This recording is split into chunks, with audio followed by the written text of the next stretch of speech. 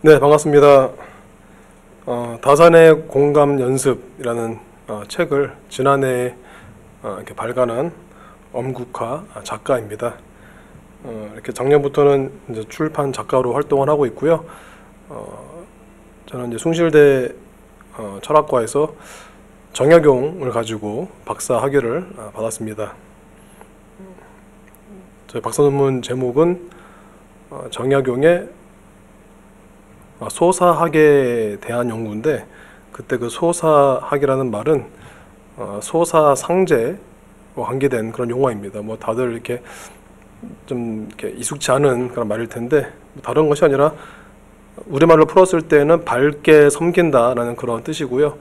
그 이야기는 뭐 저의 주장은, 제가 다산의 글을 쭉 읽어보니까 소사 또 밑에 숨겨져 있는 그 목적어가 원래는 상제라는 말이 붙어 있는데, 소사상제 그러면은 상제를 소사한다, 그러니까 밝게 섬긴다라는 그런 뜻인데, 얼핏 보면 이게 이제 우리가 알다시피 정약용이 천주교를 신봉했다는 이유로 유배도 가고 하니까는 그냥 덮어두고 그냥 정약용은 그냥 천주교인이다 이렇게 말하고, 그러면 소사상제도 그냥 뭐 하나님을 뭐 상제를 밝게 섬겨라 뭐 그런 단순한 의미로 이렇게 치부할 수가 있는데, 저는 그런 의미가 아니라 여기서 말하는 소사상제의 의미는 하나님을 섬기라는 단순히 그런 뭐 어떤 종교적인 뭐 열심히 뭐 이렇게 신앙생활 해라 그런 의미가 아니라 원래의 의미는 사람을 잘 섬기는 것.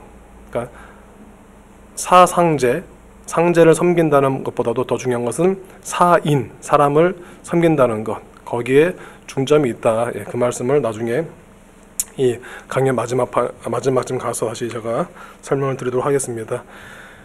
일단 이번 강의의 주제는 공감 논어입니다. 제가 계속해서 지금 정약용이 이제 해설서를 쓴 여러 가지 책들을 다시 제가 현대적으로 재해석하는 그런 작업을 하고 있는데요.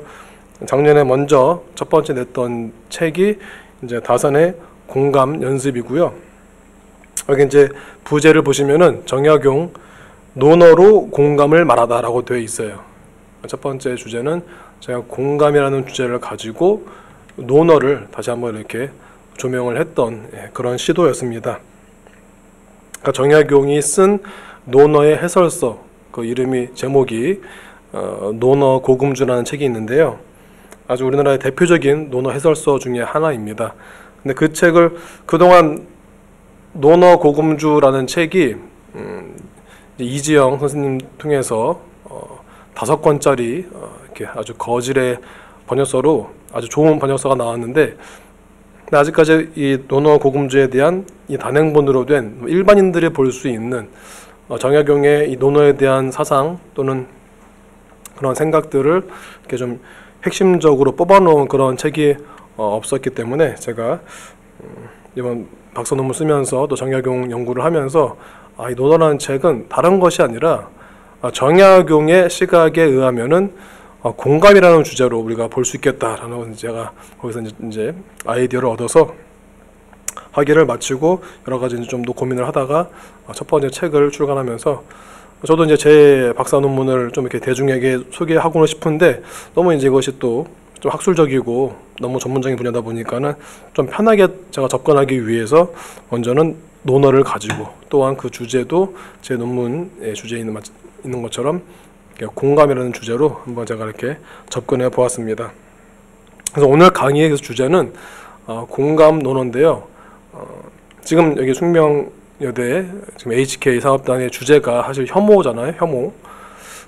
그래서 아마 1년차까지는 그런 혐오에 대해서 여러 가지 이제 뭐 철학적인, 뭐 심리학적인 또는 뭐 어떤 법학적인 그런 접근을 한 걸로 제가 알고 있는데, 이제는 아마 2년차부터는 그 대안, 뭐 하여튼 3년차인가요? 뭐 대안에 대해서 이제 또 모색할 텐데, 여러 가지 혐오에 대한 그 모색할 부분이 있겠지만은, 저는 이제 뭐 인문학자고 또 고전학을 하고 있으니까는 다른 여러 사람 뭐 많은 이야기 할 수 있지만은, 일단 정약용의 또 그리고 또 텍스트도 정약용이 이 논어에 대한 해설한 그 책을 통해서 우리의 고전의 의미, 특히 우리 한국인들이 좀 이렇게 더 이렇게 피부로 느낄 수 있는 그런 공감에 대해서 한번 제가 좀 말씀을 드리고자 합니다.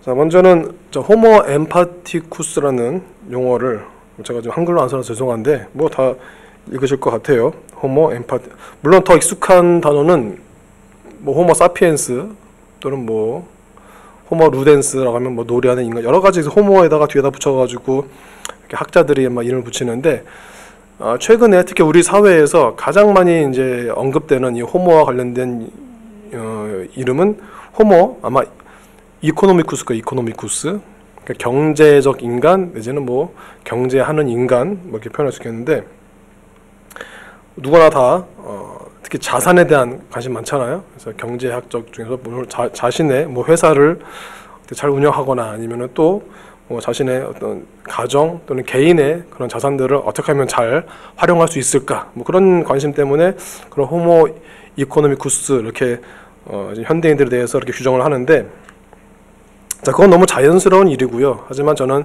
이제 호모 이코노미쿠스는 모두가 얘기하고 있지만은 인문학자로서 또 정약용 또 전공자로서 저는 호모 엠파티쿠스에, 이것도 뭐 제가 지어낸 말이 아니라 이미 또 이런 제목으로 책이 지금 출판되기도 했고요.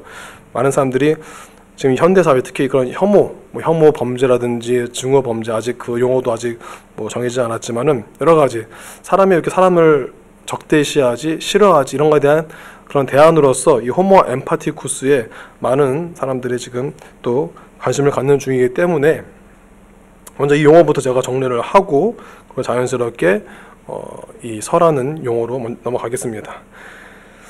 그래서 호모 엠파티쿠스는 아까 호모 이코노미쿠스가 경제적 인간 이렇게 한다면 호모 엠파티쿠스는 공감하는 인간이에요. 공감하는 인간. 근데 여기 사실 근데 공감이라는 단어는 이건 이제 원래 우리의 있던 말은 아니고 동양 고전의 어느 곳에도 공감이란 한자어는 등장하지는 않습니다. 대신 비슷한 단어들이 있는데, 먼저 이제 그 앞서서 이 공감이라는 단어는 원래는 심파시 내지는 뭐 엠파시에 대한 번역어인데요. 그 심파시라는 것은 이게 아마 많은 사람들 대부분 일반적으로 알고 있는 공감에 대한 해당하는 단어일 거예요. 근데 먼저 심파시부터 이걸 좀 이렇게 분석해 보면은, 심파시는 원래는 이제 그리스어 신과 파토스가 합쳐진 말입니다.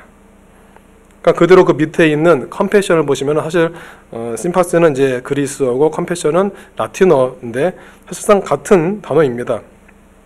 C는 함께라는 with 또는 together 이런 의미 있고, 또 컴패션의 컴도 마찬가지입니다. 그리고 이제 파토스는 감정이라고 보통 우리가 얘기를 하는데요. 이것이 이제 아리스토텔레스의 수사학에 보면은 그 수사학의 가장 중요한 세 가지 요소로서 로고스, 이제 수사는 말로 상대방을 설득하는 거니까 원래 기본적으로 설득할 때는 논리가 중요하잖아요. 로고스가 중요한데 이 아리스토텔레스는 로고스뿐만이 아니라 에토스 또 파토스도 중요하다라고 이렇게 주장을 하거든요. 에토스라는 부분은 우리가 지금 에틱스라고 해서 윤리라고 번역을 하는데, 그런 말하는 사람의 어떤 성품, 캐릭터를 얘기하고요. 파토스 부분은 이건 이제 감정이라고, 그렇게 에토스와 대비해서는 감정으로 우리가 보통 표현을 합니다. 그러니까 신 파토스, 그러니까 함께 감정을 느끼는 거죠. 감정을 느끼는 거니까.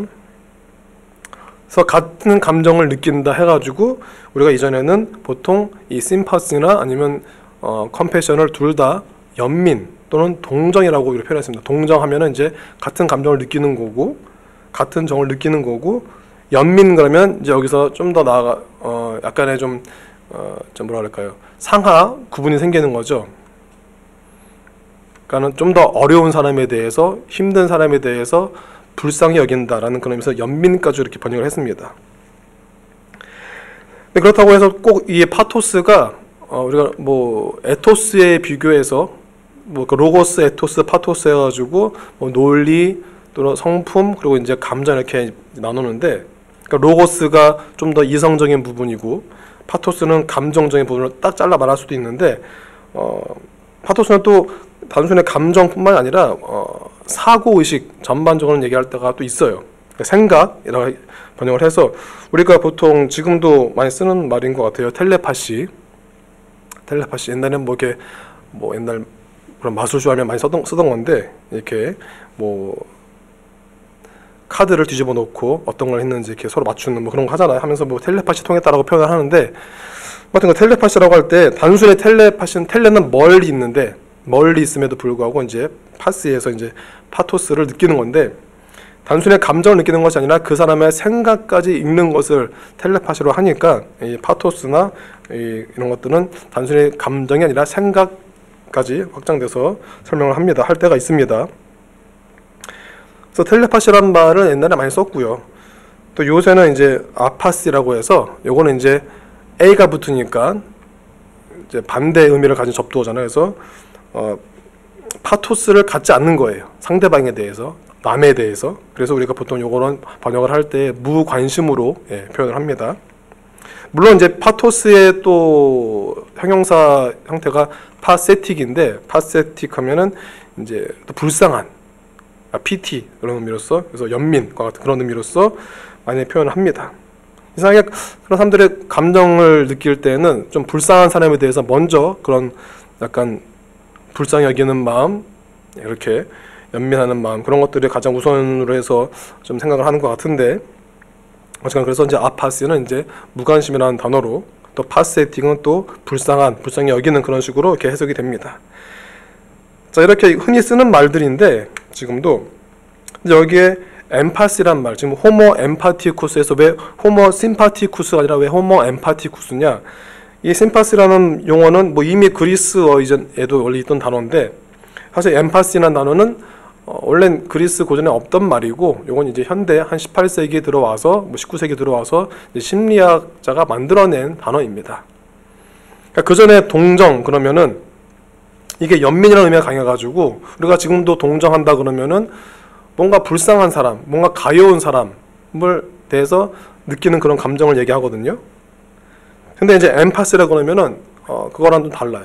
공감이라고 표현할 때는 그냥 함께 느끼는, 뭐 동정, 공감 사실 같은 의미일 수 있는데, 좀 지금 구분을 하면은 공감은 단순히 나보다 뭐 연약한 사람, 뭐 지금 힘든 사람, 그런 대상에 대해서 같은 마음을 가지는 것이 아니라, 이게 요새 그 악의 마음을 읽는 자들인가요? 그 드라마 보면은 거기에 이제 프로파일러들이 하는 그 말 중에서 공감 능력을 얘기하거든요.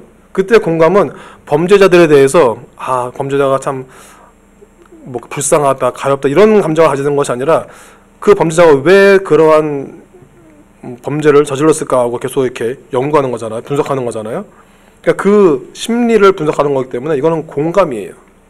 왜 그랬을까라고 하는 그 이유를 찾아가는 과정이기 때문에, 그래서 공감은 단순히 뭐 불쌍히 여기는 것, 뭐 그런 너무 이모셔널한 그런 감정적인 그런 측면이 아니라 좀 더 이성적인까지 포함시켜서, 심지어 뭐 나쁜 일, 뭐 힘든 일뿐만이 아니라 좀 긍정적인 일에도 적용할 수 있는 단어가 바로 공감이기 때문에, 저는 이제 이 단어가 호모 심파티쿠스라는 것보다도 훨씬 더 단순히 뭐 연민 이런 게 아니라 이제 더 나아가서 상대방을 어떻게든 뭐 긍정적이든 부정적이든 모든 것, 뭐 중립적이든 간에 이해하려고 하는 것들, 타인에 대한 이해, 하여튼 그 마음을 알고자 하는 것들, 그것이 이제 바로 공감이라는 것입니다. 그래서 호모 심파티쿠스가 아니라 호모 엠파티쿠스라는 말이 지금 많이 이렇게 학술 용어로 지금 많이 구성하고 있는 그런 상황입니다. 그런데 이제 제가 앞에서 말씀드렸다시피 사실 공감이란 말, 동정도 마찬가지고요. 연민도 마찬가지. 이거 사실 이런 말들은 다 이런 뭐 심퍼시, 뭐 컴패션, 뭐 엠파시 이런 것들 다 번역한, 사실 이제 우리 동아시아 입장에서는 좀 최근에 만들어진 그런 거의 뭐 신조어에 해당하는 단어들인데, 이 말들을 그렇다고 그러면 이러한 동정, 연민 또는 공감에 해당하는 용어가 없었느냐, 우리의 고전 가운데에? 아니라는 거죠. 이미 우리 고전에도 서라는 단어를 통해서 이런 의미들이 다 포함되어 있었습니다. 자, 서라는 글자 제가 이제 오른쪽 이제 상단에 저희 이제 외삼촌께서 쓰신 최근에 제 책을 읽으시면서 이제 뭔가 감동을 받으셔서 쓴 글자 서예하시는 분인데, 그래서 제가 요거를 붙여놨는데, 자, 엠파시, 자, 동정 연민보다는 그냥 공감, 그러니까 단순히 불쌍히 여기는 것이 아니라, 가요하는 것이 아니라 그냥 타인에 대해서 긍정적이든 부정적이든 또 중립적이든 이해하고자 하는 것, 그것이 바로 공감인데, 자, 이 글자가 우리 동양 고전에는 이제 서라는 글자로 등장을 합니다. 물론 그 이전에도 공감보다도 앞에 나왔었던 뭐 연민, 동정의 의미로서 비슷한 의미가 사용됐던 것이 맹자에 나오는 말이 있어요. 우리가 이미 다 알고 있는 측은지심. 지금도 그냥 많은 사람들이 사용을 하는 단어죠. 측은지심. 측은히 여기는 이 말 때문에 우리가 더욱더 좀 뭐 어린 애들에 대해서 또는 사회적 약자에 대해서 아니면 좀 상황이 안 좋은 사람에 대해서 느끼는 그러한 말로 우리가 공감이라는 생각을 하는데, 측은지심이라는 의미가 있고요. 이건 맹자가 말했던 사단 중에 한 가지죠. 예, 사단, 뭐 질적 논쟁에 나오는 그 용어기도 한데 굉장히 사실 중요한 단어이긴 한데, 이 측은지심 때문에 사람들이 뭐 심파시든 엠파시든 이거를 공감보다는 동정 이렇게 연결시키는데, 사실 맹자의 또 다른 부분에서는 또 오히려 이 공감과 비슷한 단어가 역지사지죠. 역지사지. 그러니까 상대방의 입장에서 생각해보는 게 그게 역지사지죠. 예, 물론 역지사지라는 단어로 등장하진 않지만은 이제 그 같은 표현을 가져와서 맹자에도 측은지심이 좀 동정과 관계된 단어라면은 역지사지가 오히려 이 공감에 더 적절한, 타인을 이해하고자 하는 것. 자, 그런 단어가 있는데, 자, 맹자보다 더 앞서는 우리가 오늘 다루게 될 논어라는 책에는 더 적절한 단어로서 이 서라는 글자가 등장합니다. 근데 이 서라는 글자를 공자가 직접 설명한 8개의 글자로 된 문장이 있어요. 그게 바로 기소불욕 물시어인입니다. 자, 기소불욕 물시어인. 자, 이 단어가 사실 서에 대한 공자가 직접 내린 설명입니다. 자, 데피니션인데요. 자, 요 단어, 서라는 단어는 기소불욕 물시어인. 그러니까 말로 풀면은 뒤에도 나오겠지만은 내가 원하지 않는 것, 불욕하는 것, 그러니까 내가 욕망하지 않는 것을 물시어인, 남에게 하지 마라 라는 그러한 단순한 명제입니다. 자, 우리는 이 말을 이제 엠파스 연결을 시켜서 공감이라는 주제로서 이제 계속해서 살펴볼 텐데, 사실 이 서라는 글자가요, 정약용은 이 서라는 한 글자가 밑에 제가 써놓은 논어, 맹자, 뭐 대학, 중용, 이제 보통 사서라고 부르는데 요 네 책의 핵심어다라고 말을 하는데, 참 그렇게 주장하기가 약간 제가 정약용 전공자로서 좀 민망한 부분이, 이게 서라는 글자가 많이 등장하면 그렇게 주장하기가 쉽겠는데 논어에 딱 2번 등장하고요, 맹자, 대학, 중용에는 단 한 번씩만 등장합니다. 그러니까 사서라는 책에 딱 이 서라는 글자가 다 합쳐봤자 5번밖에 등장하지 않는 글자이기 때문에 과연 이 5번 등장하는 이 글자를 가지고 이것이 뭐 이 사서의 핵심어다라고 말할 수 있겠는가 싶은데, 근데 이제 정약용이 이제 여기저기에 이제 심어놓은 그런 서에 대한 해설서들을 이제 읽다 보면은, 이 중심을 읽다 보면은 그럴만하다라고 이제 우리가 납득할 부분이 있습니다. 그래서 오늘 어쨌거나 다른 책보다도 공자의 이제 논어를 볼 텐데, 자, 그러면 그 공자부터 우리가 좀 제가 설명을 드리겠습니다. 자, 공자는 자, 기원전 551년 태어나서 479년에 이제 생을 마감한 인물입니다. 보통 라틴어로 이제 이름을, 처음에 이제 예수의 선교사들이 처음 중국에 온 것이 뭐 한 16세기 뭐 한 중반 후반부터인데, 그때까지만 하더라도 서양에서도 뭐 또 학술적인 용어를 쓸 때는 다 라틴어로 썼으니까 우리가 지금도 한자어를 계속 우리가 써야 되는 것처럼 뭐 지금도 마찬가지죠. 서양도 라틴어, 뭐 그리스어도 해야 되고요.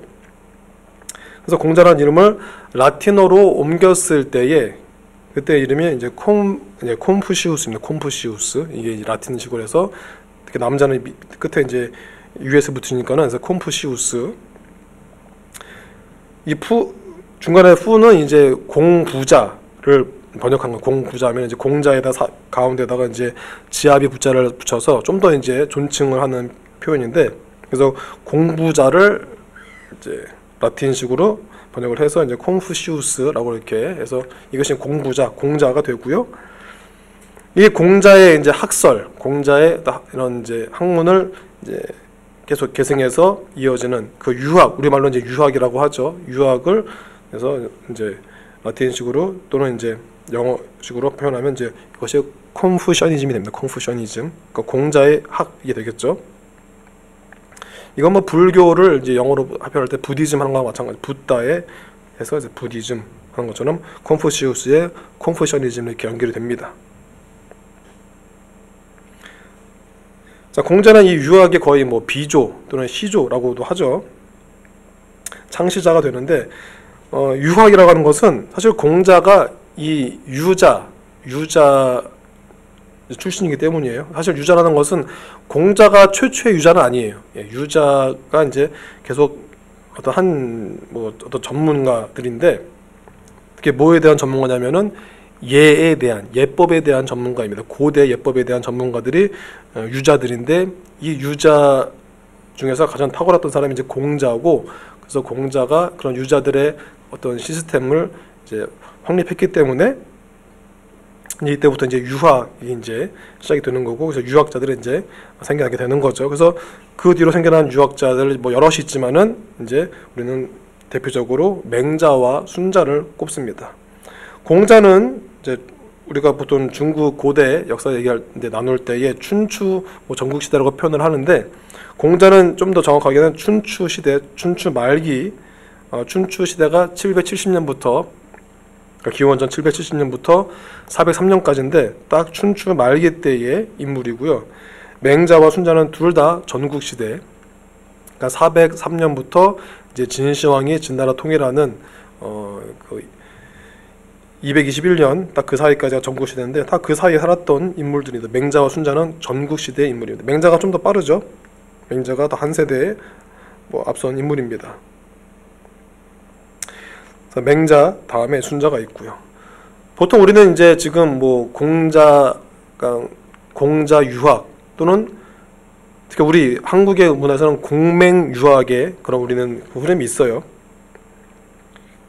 그래서 많은 사람들이 공자와 맹자가 공자 생전부터, 공자 죽기 전부터 또 맹자 활동할 때도 계속 그런 공자 맹자의 흐름으로 지금까지 쭉 이어온 걸로 알고 있지만은 사실은 그렇지 않고, 공자 맹자 이후에는 사실 순자가 더 진정한 유학자로 그렇게 생각이 되고 또 추앙되는 시기가 있었어요. 한나라 때에.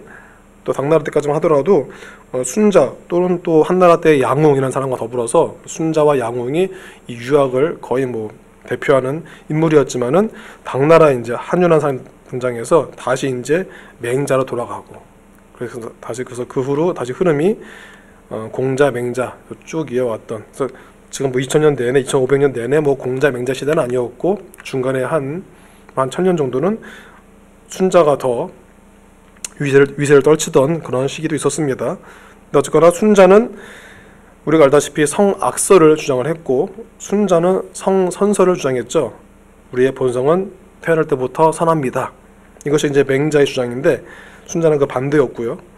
근데 이제 당나라 또 지나서 송나라 때의 중국의 유학자들이 이 맹자의 성선설이 진짜 공자의 생각과 맞다라고 이제 이렇게 하면서 순자가 이제 배제되고, 그래서 이제 공자 맹자의 학문으로 쭉 이렇게 유학이 진행되어 왔습니다.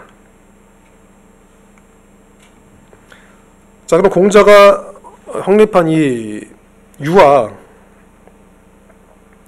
유학에 있어서 그 유학이라는 시스템 확립하는데 가장 결정적인 부분은 바로 뭐 모든 종교, 모든 또 뭐 학설 마찬가지지만은 이 경전이 완성이 돼야지, 그래야 이제 확립이 되는 건데, 자, 공자가 바로 여러 가지 뭐 일들을 했겠지만은 가장 확실한 일은 오경이라는 5개의 경전을 편찬한 일입니다.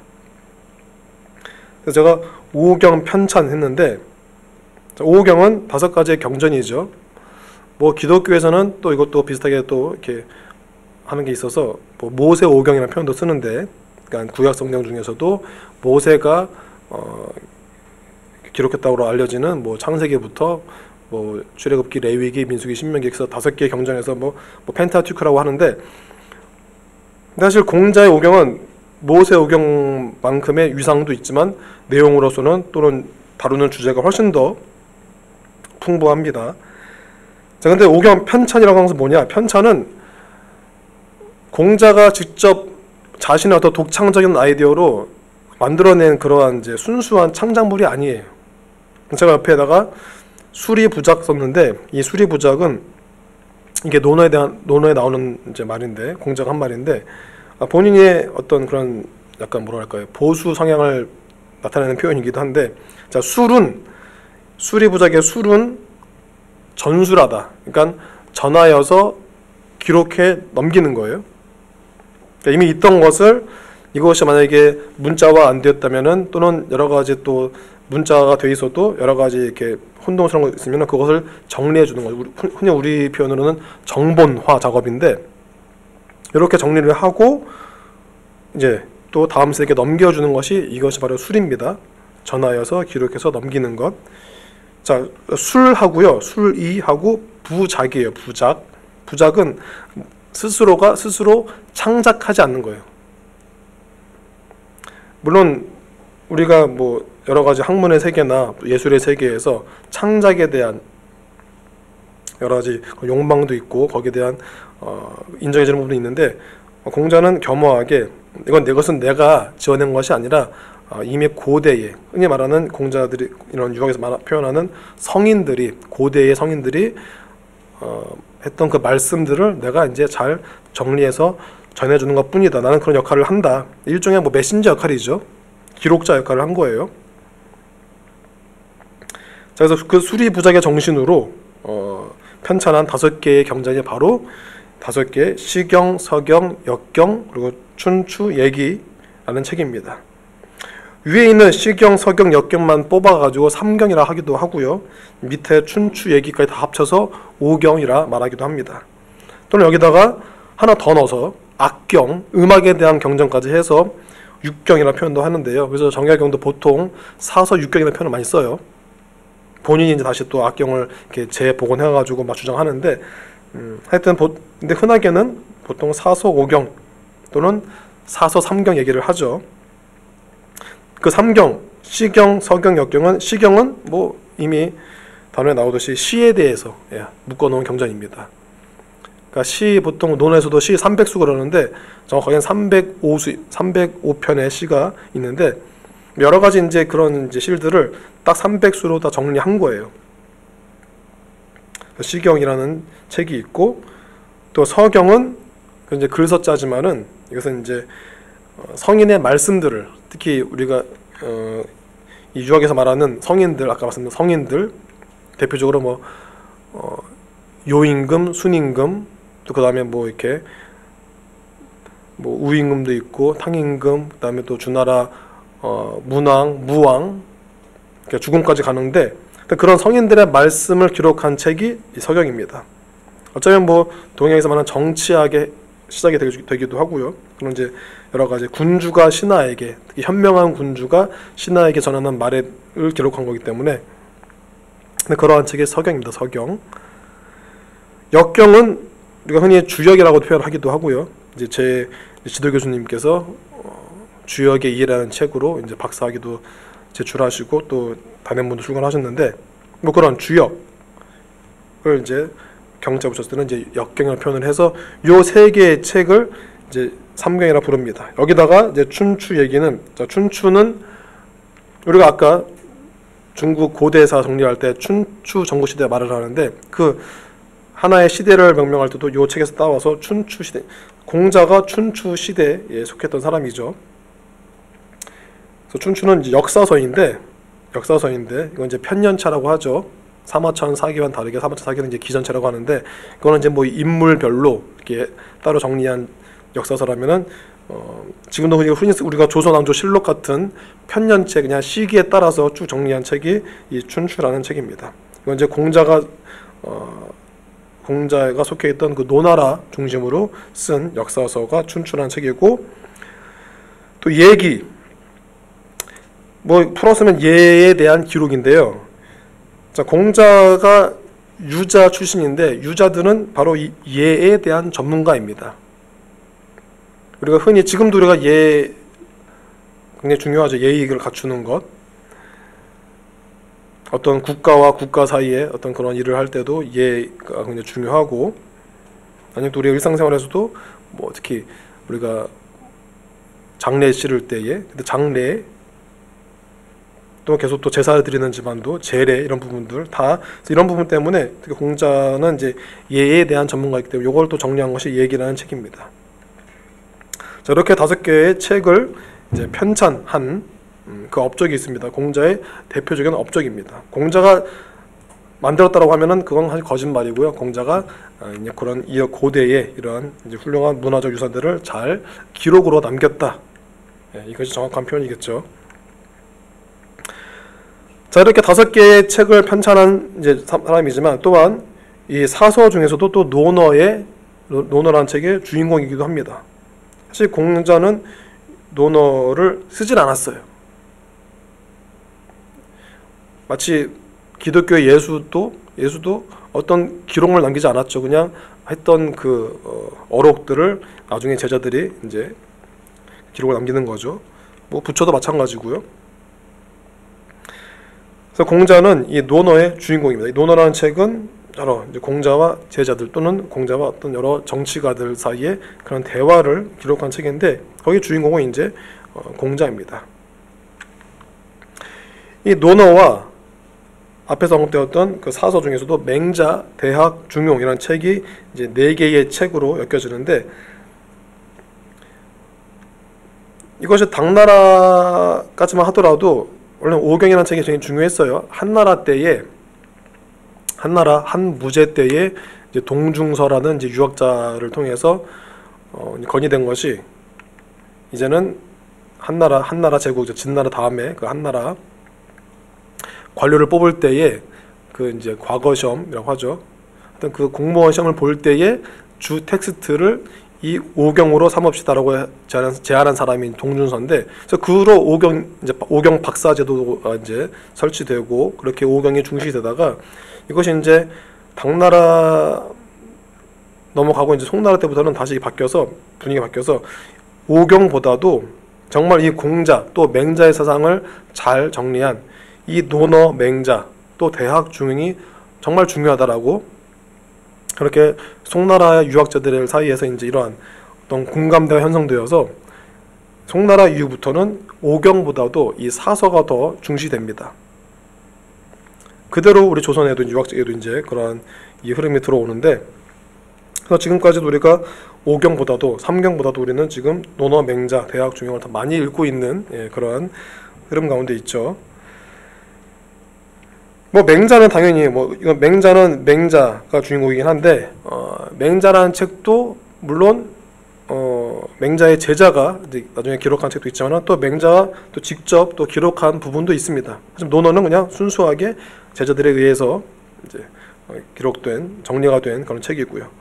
그 사실 대학과 중용은 원래 따로따로 있던 책이 아니라 원래 아까 앞에 있었던 그 오경 중에 예기가 지금 우리가 전해지는 거는 총 49편으로 되어 있는데, 그 50편 정도 되는 그런 책인데, 그 50편 되는 책 중에서 각각으로 있었던 거를 2개 뽑아서 더 이제 오경보다 더 중시하고 거의 논어, 맹자와 같은 거로 맞춰놓은 것이 이제 이 대하, 중용이라는 책입니다. 하여튼 맹자는 맹자가 쓰기도 하고 제자가 썼지만은 맹자를 포함해서 대학, 중용, 논어는 모든 것이 이 책에는 다 공자의 어떤 그런 사상들이 잘 이렇게 핵심적인 부분들이 잘 녹아 들어가 있는 그러한 책으로 생각하시면 됩니다.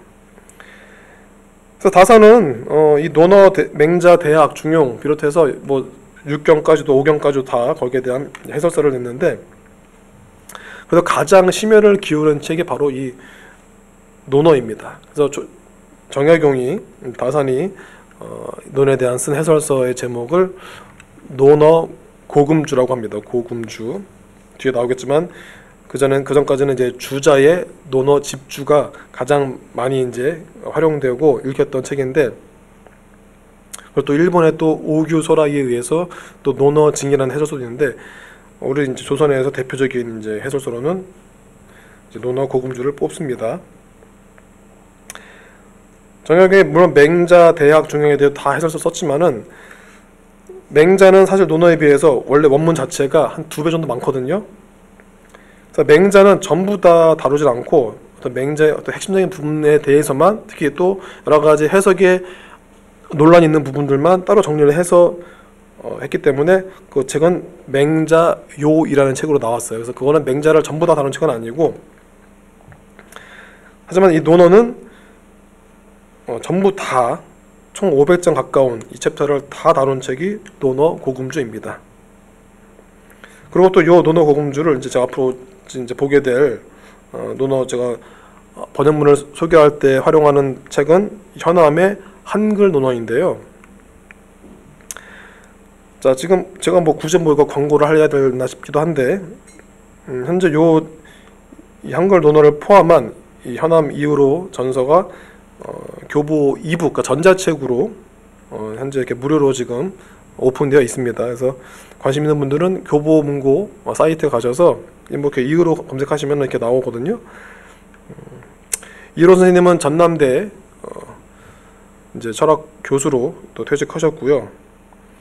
우리가 사람들 흔히 알고 있는 동무 이재마, 그 사상의학이잖아요. 사상의학 동무 이재마의 이제 제자로서 이렇게 의학, 한의학 하시다가 이제 또 정약용의 또 사상에 또 감명을 받으셔서 계속 일평생을 이렇게 정약용 전공자로 살아오신 분인데, 이분의 가장 큰 업적은 여러 가지 있지만은 가장 큰 업적은 이제 정약용의 특히 이 사서에 대해서 최초로 그러니까 한글로 번역하신 분이 이의로 선생입니다.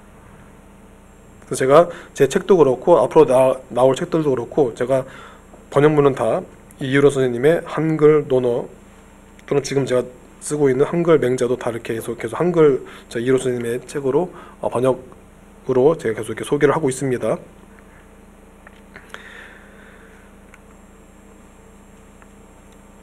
그래서 논어란 책 자체는 뭐 하기편, 위정편, 8일편 해가지고 여러 가지 이제 20개의 편이 있어요. 하기편부터 쭉 마지막 요순편까지 해서 20개의 편으로 되어 있고요. 아까 대학은 49편인데 논어는 이제 20편이지만, 아까 대학 얘기 같은 경우는 각각 편이 내용이 다 다른데 그래도 논어 같은 경우는 어느 정도 연결되는 부분들이 있습니다. 그렇다고 해서 뭐 하기편이 뭐 학문에 대한 것만 얘기하는 것은 아니고요. 좀 이렇게 좀 약간의 왔다 갔다 하는 부분이 있지만은 좀 그런 부분을 중심으로 이렇게 주제가 잡혀 있습니다.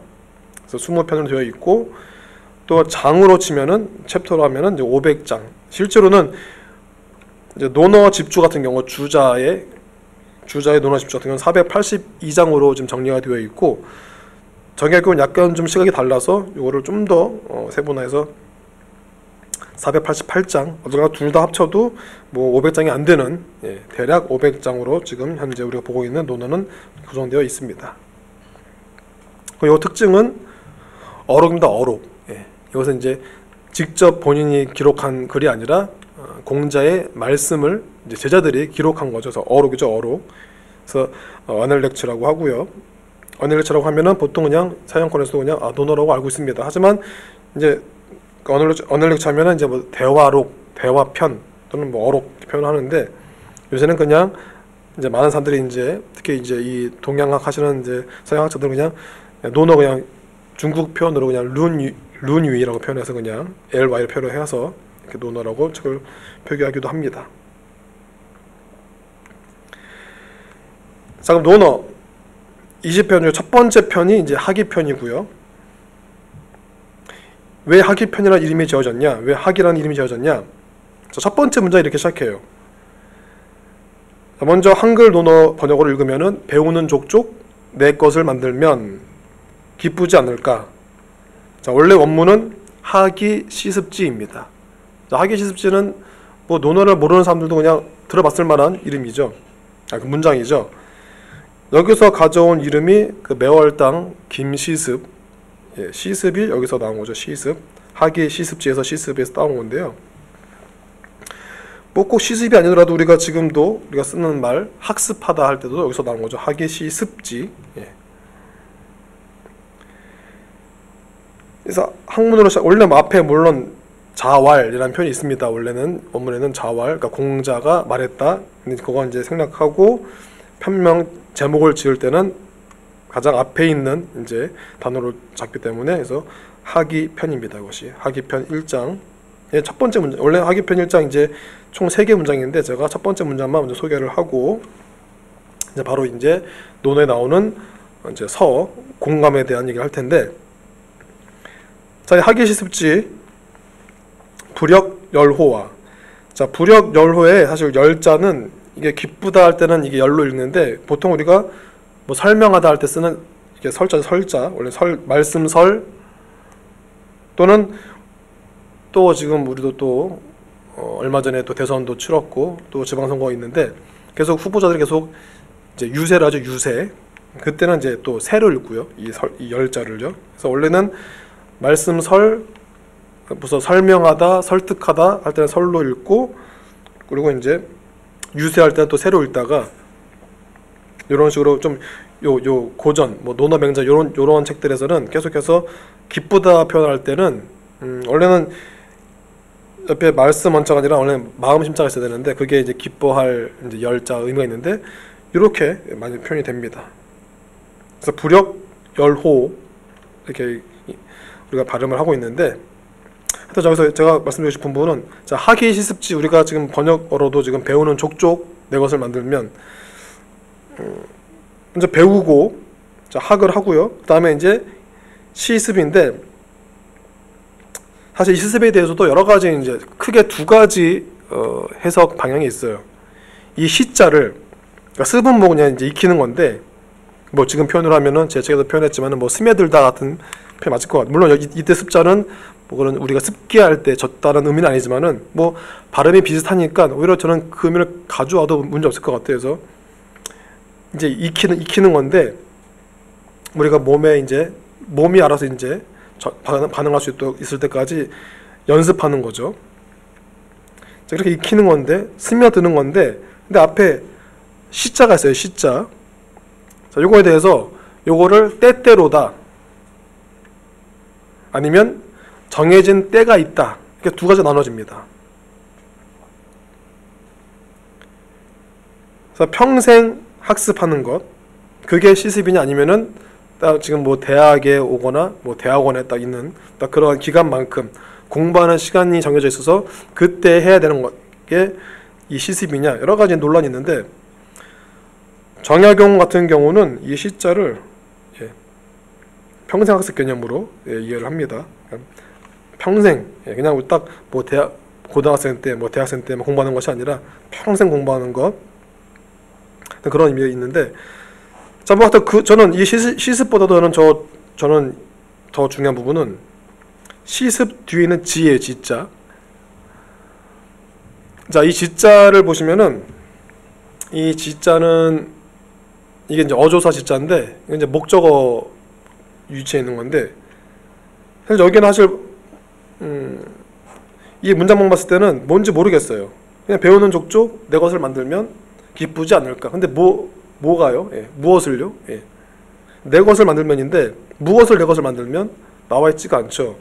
그래서 이 어조사지, 학위 시습지의 지자를 여러 가지 넣을 수 있어요. 이렇게 그러니까 열려 있는 그런 뭐 결말이 될 수도 있겠는데, 제가 주장하고자 하는 것은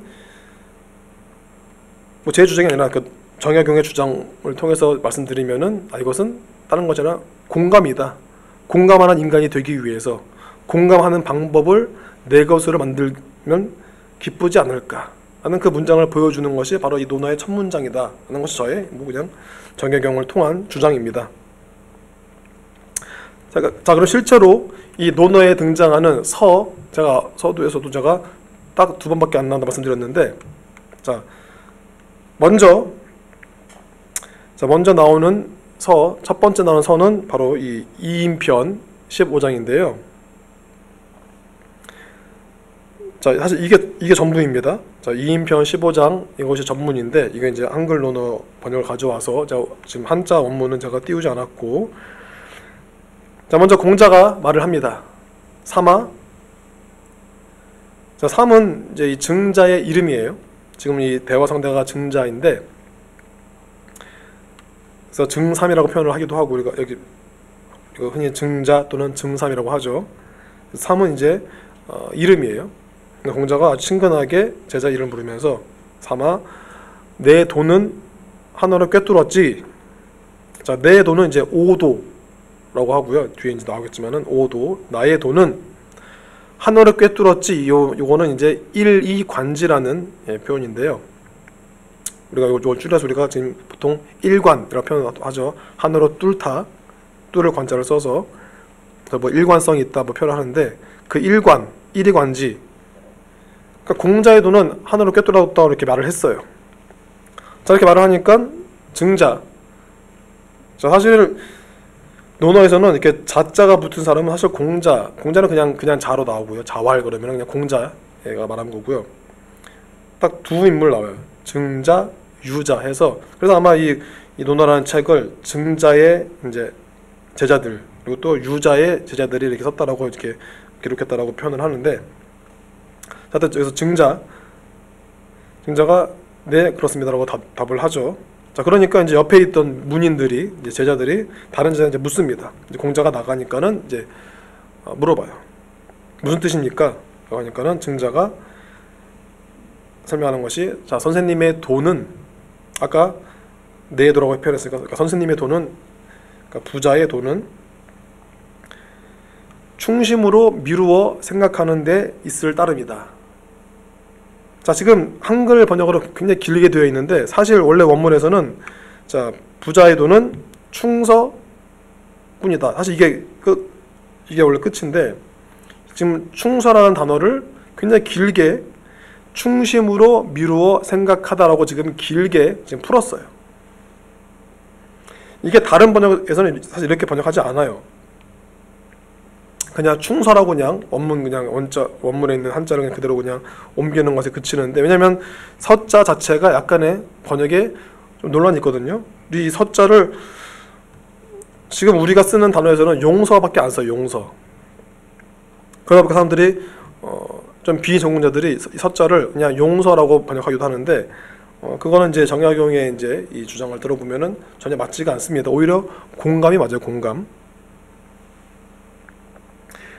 자, 공자의 돈은 충서밖에 없대요. 근데 요거를 이제 한글 논어를 번역하신 이제 이유론 선생님께서 충심으로 미루어 생각하는 데 있다라고 길게 했는데, 자, 충심은 이제 충자를 번역한 거죠. 충심. 그러니까 또 성실한 마음, 또 충실된 마음으로 뭘 하는 거예요? 서자를 번역한 게 지금 미루어 생각하다라고 했어요. 그러니까 뭘 미루어 생각하느냐? 이것은 이제 나중에 뒤에 이제 제가 설명하겠지만은 내 마음을 미루어서 다른 사람의 생각 또는 처지를 이해하는 겁니다. 그러니까 상대방의 입장을 내 마음에서 이제 비추어서 생각하는 거예요. 제가 앞에 설명했었던 공감에 대한 그 의미죠. 뭐 그냥 가엽게 여기고 불쌍히 여기는 그런 감정적인 측면이 아니라 상대방의 처지에 대해서, 입장에 대해서 내가 저 입장이라면 역지사지해서 생각해보는 거. 나를 미루어서 내가 저 상황이라면은, 내가 저 입장이라면 나도 그럴 수 있겠다라고 이렇게 이해하고자 하는, 그게 이제 설하는 거죠.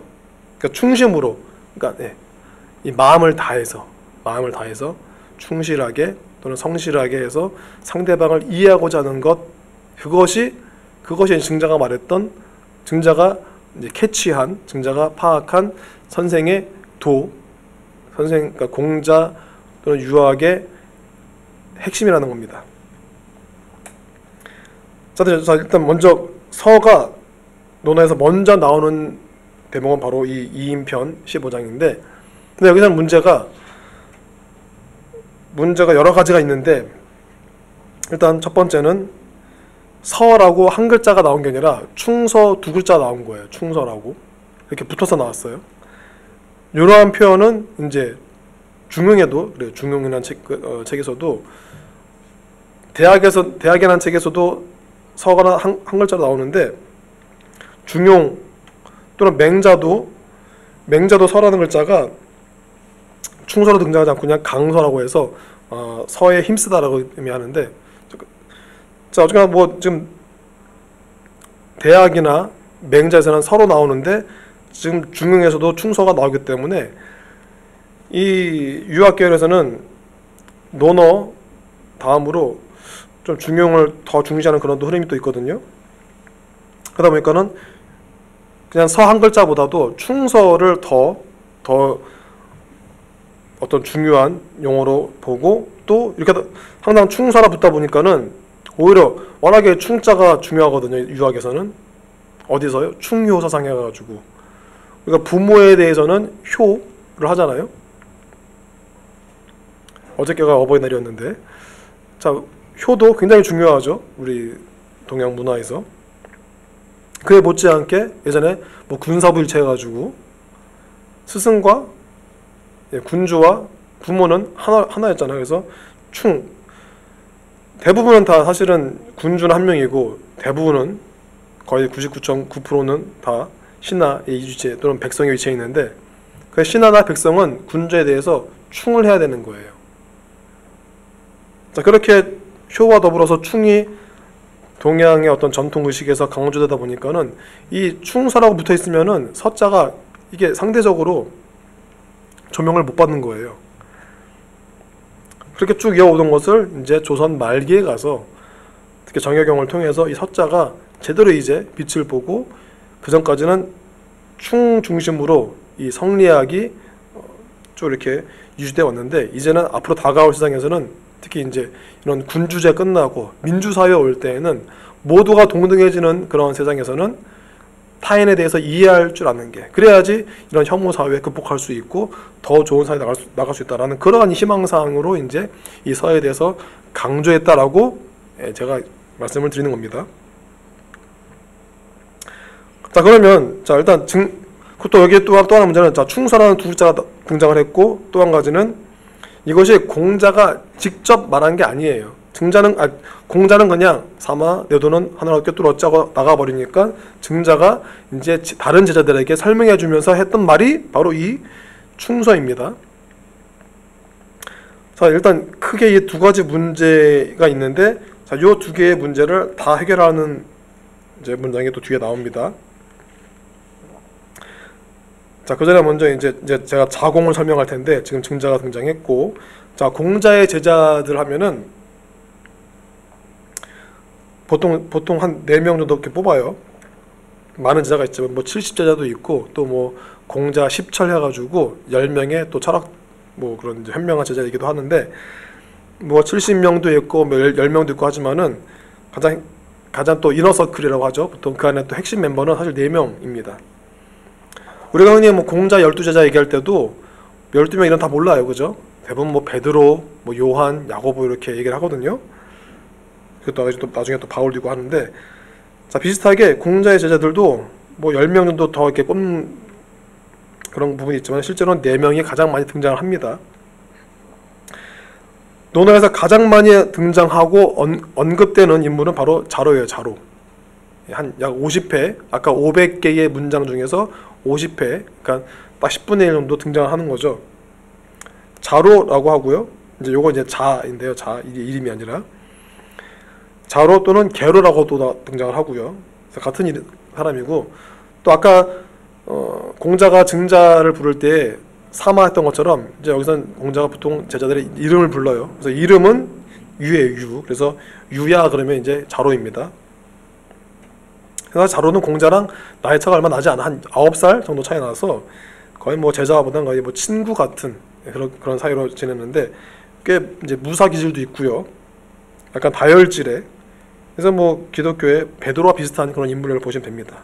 근데 이 자로가 약간 무사 출신의 다혈질 좀 그런 성격이 있어서 굉장히 약간 좀 이 논어를 좀 재밌게 만들어주는 그런 역할도 하기도 합니다. 반면에 아녀는 안현은 이것도 자가 안현이고요. 이름은 회인데, 그래서 뭐 우리가 안회라고 하기도 하고 그냥 안현 그런, 실제로 이제 논어 편 중에는 안현편이 있는데, 우리가 그냥 극기복례할 때에 그 쓰는 표현이 이제 안현에게 준 말씀인데, 안현은 공자랑 한 30살 정도 차이 나고요. 근데 또 안현은 또 공자보다 먼저 죽어요. 그러니까 공자가 죽기 전에 안현이 죽습니다. 공자 말년에 가장 아꼈던 제자라고 불리는 이 안현이 죽고, 또 아들도 죽기 때문에 공자가 말년에 좀 여러 가지 좀 마음에 좀 힘든 부분이 있었는데, 하여튼 그 안현, 안회라고도 합니다. 그래서 보통 논에서 회야라고 부르면 이제 그게 안현입니다. 공자가 유일하게 호학했다라고, 그러니까 배우는 것을 좋아했다라고 표현하는 제자입니다. 대표적인 제자이지만 공자보다 먼저 죽었기 때문에 어떤 공자의 사상을 계승할 기회가 없었죠. 그래서 공자의 사상을 전수받은 사람이 바로 증삼이에요. 그래서 아까도 증자라고 표현된 거고, 증삼. 삼은 사실 이름인데, 자는 이제 자연데 잘 쓰이지 않아요. 그래서 그냥 증삼 또는 증자라고 우리가 그냥 부르는데, 근데 증자를 통해서 이제 공자의, 이제 아까 말한 것처럼 공자의 도가 전해집니다. 증삼에게 전해진 공자의 그 핵심 가치, 어떤 정신, 이런 것들은 또 자사에게 넘어가요. 자사는 공자의 손자예요. 아까 공자 말년에 아들도 죽었는데 이제 그의 또 아들이죠. 그래서 증삼을 통해서, 그러니까 공자가 직접 자사에게 준 것은 아니고 공자가 이제 증삼에게, 그리고 이제 자사에게 전해주고, 이 자사의 이제 또 제자가 이제 맹자입니다. 그러니까 어떤 자사와 맹자가 직접 그런 가르침을 주고받은 사승관계는 아니고, 자사의 제자가 이제 맹자죠. 그래서 맹자가 자사를 이제 사숙했다라고 표현을 합니다. 또 공자도 이렇게 사숙이라는 표현을 쓰는 거죠. 하여튼 이 계열이 있어요. 이 계열이 원래 뭐 쭉 계속 이렇게 전해진 것이 아니고, 또 다 송나라 때에 이제 성리학자들이 정리한 계보입니다. 그러니까 도의 계보, 그래서 유학의 계보해서 공자, 증자, 자사, 맹자. 근데 실제로 자사, 맹자는 이제 순자 책에도 나와요. 예. 자사와 맹자를 합쳐서 사맹학파라고 해가지고, 공자가 이제 순자가 정리했던 당시에 이제 여러 가지 학파 중에서 이제 꽤 이제 있었던 이제 어떤 지지 기반을 가졌던 이제 학파인데, 그래서 그 앞에다가 이제 더 엮어서 이제 공자, 증자, 자사, 맹자 이렇게 해가지고 나름의 이제 흔히 말하는 도통론을 이렇게 엮어갑니다. 근데 이 계열이 제가 앞에 말씀드린 것처럼 아까 증자 통해서 증자에게 충선을 말씀했는데, 서보다도 충을 더 강조를 합니다. 이 효와 맞물려서. 충자는 많이 나오거든요. 논어에서도. 서자는 뭐 다 논어, 맹자, 대학 중에 다 합쳐도 5번이고, 그 외에 이 유학자들 책 말고 뭐 다른 뭐 노장사상, 뭐 법가사상, 무가 보이지 않습니다. 이 서자는 그나마 이렇게 좀 유학자들 책에서만 나온 책이고, 근데 그나마도 이 충자에 가려져서 거의 2000년 동안을 빛을 보지 못하다가 이제 최근에서야 다시 이렇게 지금 재조명되고 있는 가장 핫한 그러한 용어입니다. 근데 이 서자는 누굴 통해서? 바로 자공을 통해서, 이제 뒤에 보게 되겠지만, 자공은 이제 사라는 이제 이름이 있고요. 원래 단목, 자공의 성은 아니고 단목이라는 성이 있고 이름이 사에서 단목사라고도 합니다. 단목사입니다. 그래서 보통 공자가 사야라고 이제 부릅니다. 논어 안에서는. 그래서 자공, 우리가 흔히 자공이라고 표현을 하죠. 이 자공을 통해서 증자가 줬던 충서가 아니라 정말 한 글자, 서 한 글자로 공자가 자신의 핵심 사상을 전수해 줍니다. 우리는 이 서라는 글자를 여러 가지 이제 해설을 통해서 이것이 공감이다. 뭐 동정, 연민이 아니라 공감, 상대방을 이해하는 것, 타자 이해, 엠파시로 볼 수 있다. 계속 그 말씀을 드립니다. 자, 그러면 과연 자공에게 준 말씀이 어떤 말씀이냐? 자, 먼저 제가 한글 논어 번역부터 드리면은, 자, 자공이 먼저 앞에 나왔었던 안현 같은 경우는 사실 많이 등장하지도 않아요. 아까 자공 같은 경우는 아까 자로가 한 50회 등장했다면은 자공은 한 40배 등장합니다. 40배. 그러니까 직접 대화하는 경우도 있고, 아니면 그냥 자공이 혼자 말하는 경우도 있고, 아니면 그냥 자공의 이름이 언급되는 경우가 있는데, 자공은 공자와 꽤 많은 대화를 나눕니다. 안회는 사실 거의 대화를 나누지 않았어요. 그냥 공자 혼자 얘기를 하거나 다른 사람 말을 통해서 그냥 이름이 언급될 뿐이에요. 대표적인 게 그냥 그 극기복례, 안윤에게 너는 인을 하기 위해서 극기복례라고 알려주는 게 있는데, 그거 외에는 사실 거의 공자와 대화하지 않아요, 이 논어 안에서. 근데 자공은 그와 반대로 굉장히 많은 공자와 직접적인 대화를 나눕니다. 그런 것도 이제 기록이 남아 있는데, 근데 이 문장이 너무 중요해요. 위롱궁편 23장인데, 여기서는 자공이 먼저 말씀을 드려요. 이게 또 자공의 특징이기도 한데, 다른 사람은 아까 공자 같은 경우 공자 먼저 말을 하거나 질문할 경우가 있는데, 자공의 경우는 원래 좀 말이 많은 성격인지 말하기 좋아하는 성격인지 먼저 말을 해요. 먼저 말을 했다가 안에 또 혼나기도 하는데, 자, 여기서는 자공은 굉장히 진지하게 지금 스승에게 질문 내지는 요청을 합니다. 한마디로 평생 실천해야 할 말이 있을까요? 자, 질문이 꽤 진중하죠. 공자가 대답해 줍니다. 그것은 미루어 생각하는 것일 거야. 내가 당하기 싫은 일은 남에게도 하지 말아야 한다. 자, 이거 이제 한글 논어 번역이고요. 자, 이걸 이제 원문도 같이 보면요. 자공이 먼저 유이런, 한마디 말이 있습니까? 한마디 말, 일언으로 유 있을까요? 이제 물어보는 거죠. 자, 어떤 말인가요? 가이는 이제 뭐 할 수 있는, 지금 영어로 하면 뭐 can, 근데 종신행지자, 종신 지금 쓰잖아요. 종신보험 있는데, 평생이죠. 평생 죽을 때까지. 평생 죽을 때까지 행동하는 거죠. 실천해야 할 말이 있을까요? 근데 이제 그것을 여러 가지 말할 수 있지만은 그거를 한마디로 또는 한 단어로 또는 한 글자로 선생님 주시겠습니까? 라고 이제 요청한 거예요. 자, 이 요청에 공자 정말 딱 한 가지 글자로 딱 설명을 하죠. 기서호. 기는 뭐 여기서 이제 그것은 의미도 있고 또는 아마라는 의미도 있어요. 예. 그래서 여기서 이제 기서호지만은 이제 서자가 핵심이죠. 서 한 글자. 근데 여기서 서 한 글자가 아까와 같이 이제 일관되게 번역을 했죠. 그것은 미루어 생각하는 것일 거야. 미루어 생각하는 거예요. 그냥 뭐 동정, 연민이 아니라 상대방에 대해서 이해하고자 하는 것. 자, 그게 서입니다. 공감이죠. 자, 이걸 왜 우리가 공감이라 읽을 수 있느냐? 자, 뒤에 공자가 직접 설명한 해설 때문이에요. 앞에서 설명했었죠. 기소불욕 물시어임. 지금 번역으로는 내가 당하기 싫은 일은 남에게도 하지 말아야 한다고 했는데, 좀 더 원어로 보면은 불욕. 자, 근데 누가 기소불욕. 자, 기는 자기의 자기 스스로 내가 소불욕, 불욕하는 것. 그러니까 불욕은 내가 욕망하지 않는 거예요. 내가 바라지 않는 거예요. 자, 자기가 바라지 않는 것을 물시어인. 자, 물은 이제 금지죠. 하지 말라는 거예요.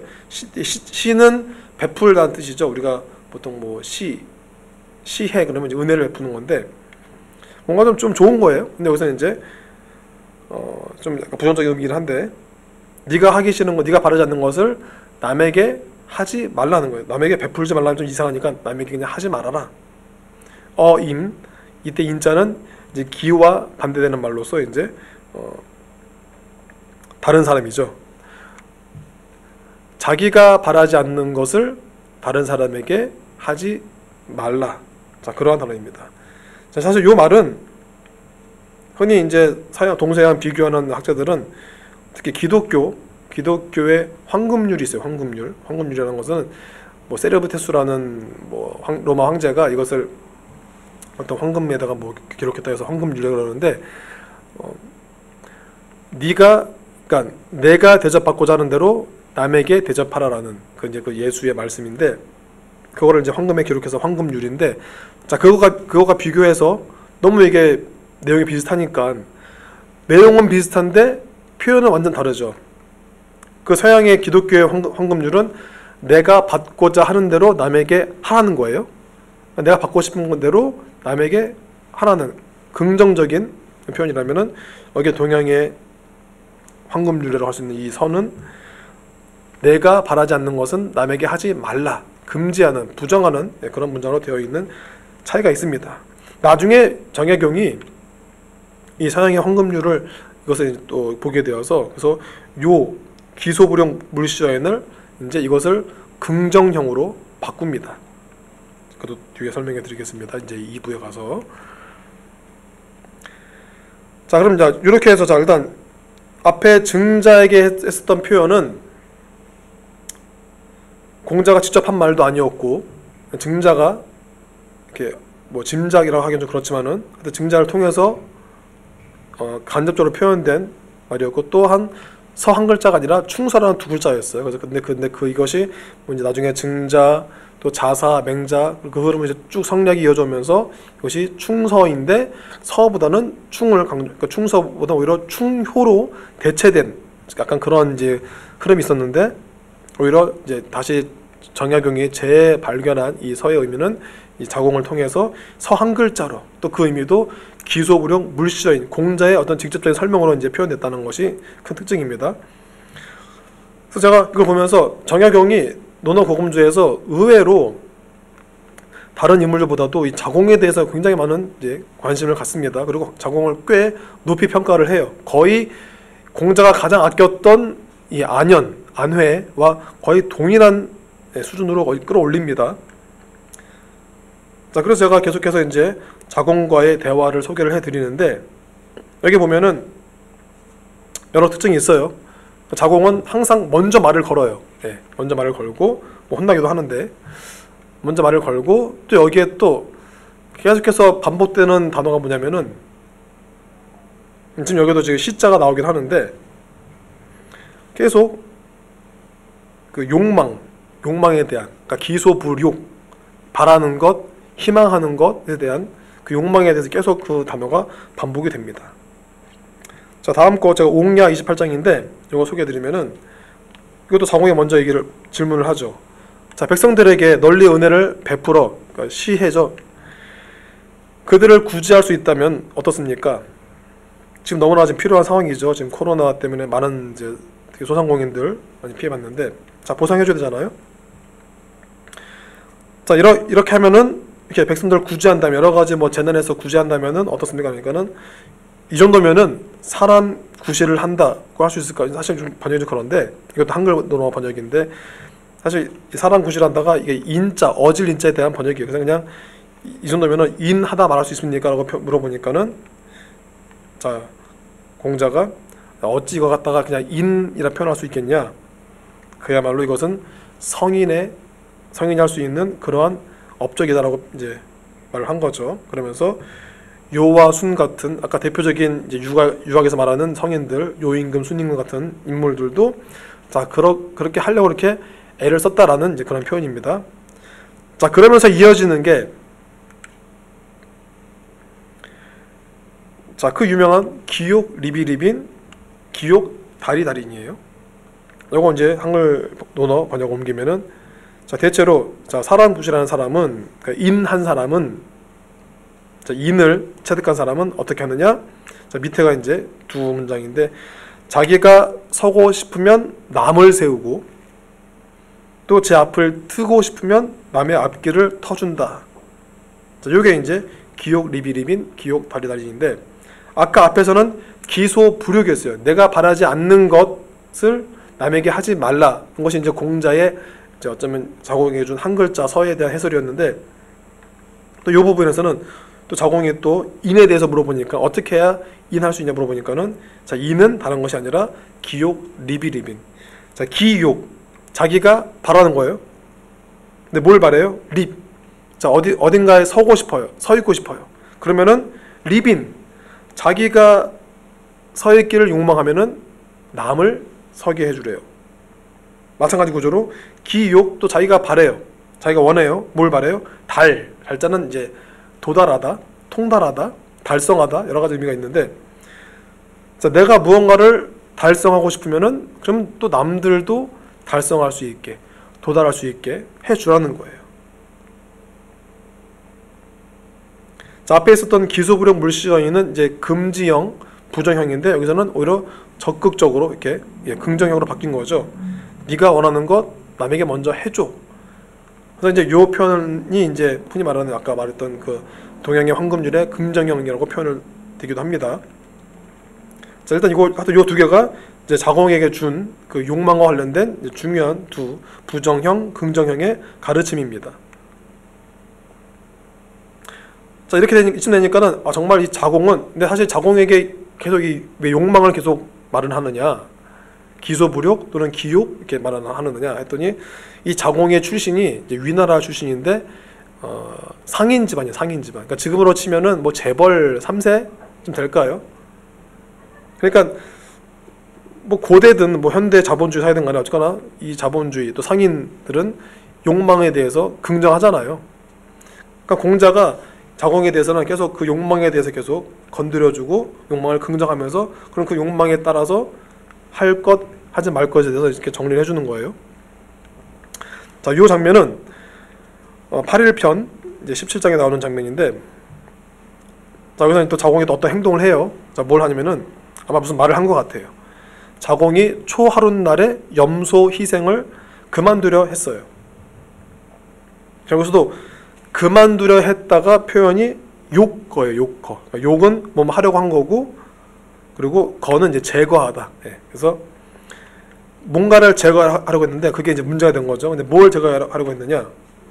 자, 초하룻날의 염소 희생인데 이제 곡삭희양인데 이게 뭐냐면은 이제 이 춘추 시대에 각각 이제 제후국들이 있어요. 천자국이 있고 제후국이 있는데, 제후국에서는 제후들이 매달 이제 자신의 조상, 그러니까 거의 뭐 태묘라고 하는데, 자기의 이제 이 각각 제후국들의 이제 거의 뭐 창립자들의 이제 묘에 가서 이제 매월 첫날 가서 이제 이렇게 이게 이제 지금 이론상의 번역은 지금 염소 희생인데 원래는 양이에요. 양. 뒤에 보시면 밑에 원래 양을 이제 한 마리 잡아다가 이제 제사를 드리는 거죠. 그렇게 매달 첫날 그 나라의 이제 시주에 대해서 뭐 그 나라의 아버지겠죠. 이렇게 양을 잡아서 이제 제사를 드리는데, 이것이 이제 시간이 흐르니까 점점 이제 이 예에 대한 정신이 이제 사라지는 거죠. 그러니까 그 양을 아까워해요. 이제 아무도 이제 시간이 벌써 뭐 한 몇백 년 지나버리니까는 누구도 그 나라의 시조에 대해서 감사하지 않고 이제 번거로워합니다. 그러니까 자공이 이제 그럼 그냥 이제 그냥 허례허식이죠. 염소 희생, 양 잡는 거 그냥 그만하죠라고 이제 제안을 한 거예요. 그러니까 공자하는 말이, 사야, 이제 사가 이제 자공의 이름이죠. 사야, 너는 염소가 아까우냐? 너는 양이죠, 양. 나는 그것보다 예법을 아낀다. 그러니까 그 정신을 아낀다는 거죠. 원래 원문에서는 이의 기양, 이는 너자고요. 너는 그 양을 아끼냐? 그 양을 사랑하냐? 아의 기예, 나는 그 예법, 그 예를 사랑한다 라는 표현을 합니다. 그러니까 자공이 굉장히 이 좀 상인 집안 출신의 좀 약간 실리를 추구하는 그런 면모를 보여주는 건데, 여기서 이제 욕거, 그런 단순히 그런 허례허식을 좀 없애려고 제거하려고 하니까는 공자가 아니다, 이 정신 문화는 굉장히 중요한 것이다, 나는 이것을 아낀다, 사랑한다라는 그런 대화가 있습니다. 아의 기양, 아의 기예. 여기서 뭐 염소라고 했지만은 양입니다. 자, 또 욕망이 등장하는 또 대화가 있는데, 자, 공야장 11장인데요. 자, 여기서 자공이 먼저 얘기를 하죠. 자, 먼저 얘기를 해요. 자, 제가 남에게서 당하기 싫은 일은 저도 남에게 하고 싶지 않습니다. 자, 표현이 굉장히 앞에 거랑 비슷하죠. 그러니까 굉장히 지금 공자와 자공 사이의 대화는요, 욕망과 관련해서 굉장히 이게 집중되어 있어요. 아불욕. 자, 원문 보시면은 아불욕. 자, 나는, 자, 내가 불욕, 그러니까 기소불욕, 내가 원하지 않는 것.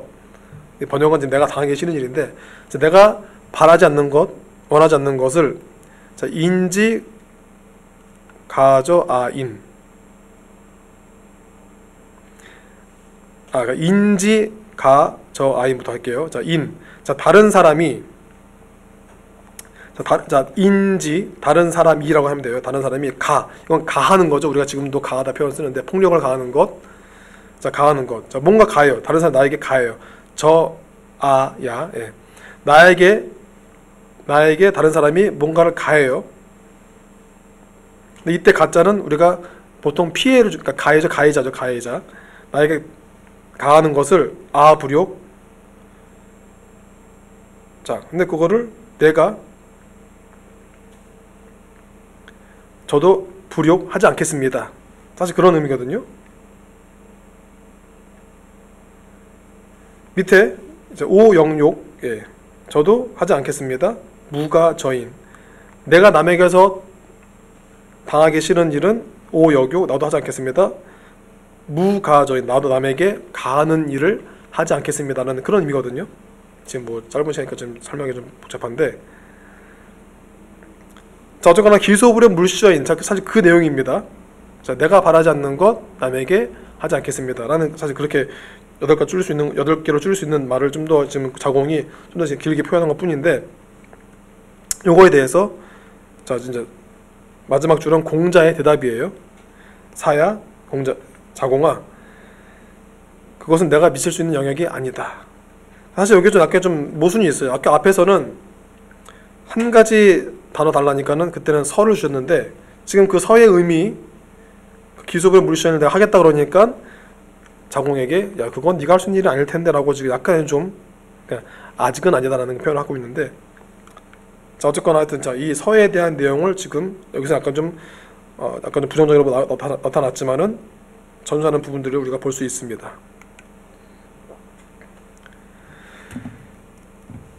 자, 또 한 가지 이제 마지막으로 또 욕망과 관련된 자공과의 대화를 살펴보면은, 이건 이제 위령공 이제 9장에 나오는 또 대화인데요.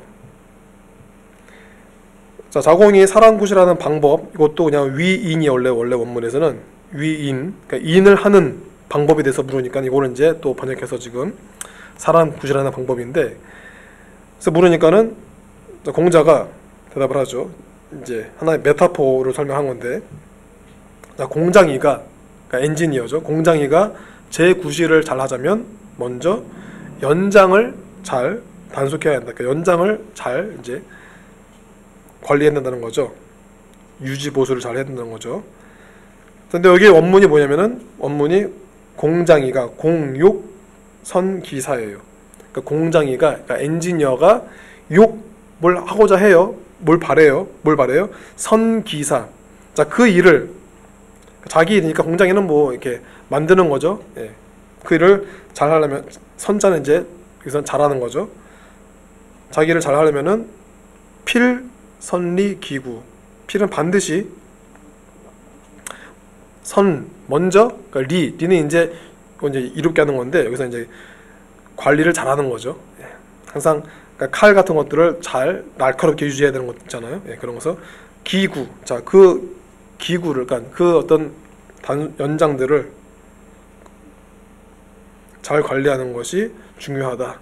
그래서 인에 대해서 또 설명할 때, 이게 지금 자공은 사실 상인 출신인데, 지금 공장이, 그러니까 엔지니어 예를 들면서 너 공장이들이 그 자기 일을 잘할 때 무조건 연장 잘 관리하듯이 그렇게 인에 대해 설명하는 부분이 뒤에 등장하는데, 일단 이 부분만까지만 설명을 드리고, 이런 것을 통해서 우리가 볼 수 있는 것은 공자가 자공과의 대화를 통해서 계속해서 욕에 대해서, 욕망에 대해서, 바라는 것에 대해서 계속 긍정해주면서, 그걸 통해서 계속 이 서에 대해서, 그러니까 이제 그러니까 공자가 자공에게 설명하는 이 공감은요, 다른 무엇보다도 상대방이 무엇을 바라는가, 무엇을 바라지 않는가, 이걸 잘 파악하는 거라는 거예요.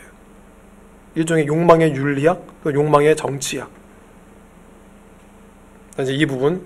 자, 지금까지는 이제 우리가 공자와 자공의 대화를 통해서 우리가 논어와 중심을 살펴보았다면은, 이제 이어지는 2부에서는 이제는 정약용의 이 부분들을 어떻게 설명했는지, 또 서학, 또 천주교와 관련돼서 이 공감이 어떻게 또 이해되는지 함께 보도록 하겠습니다.